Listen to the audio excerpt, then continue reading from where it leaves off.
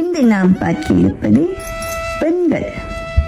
பெண்களுக்கான விடயம். எப்படி ஒரு பெண் இருக்க வேண்டும் என்பதை பற்றி நாம் பார்க்க போகின்றோம். வாங்கள் பார்க்கலாம். ஆம், ஒரு பெண் தைரியம் உள்ளவளாக, மனத்தைரியம் உள்ளவளாக இருக்க வேண்டும். சொந்த காலில் நிற்கக்கூடியவளாக இருக்க வேண்டும். சவால்களை என்னென்ன சவாலாக இருந்தாலும் எந்த சவால்களையும் எதிர்கொள்ளக்கூடியவளாக இருக்க வேண்டும். சுயமாக சிந்திக்கக்கூடியவளாக இருக்க வேண்டும். சுயமாக முடிவெடுக்கக்கூடியவளாக இருக்க வேண்டும்.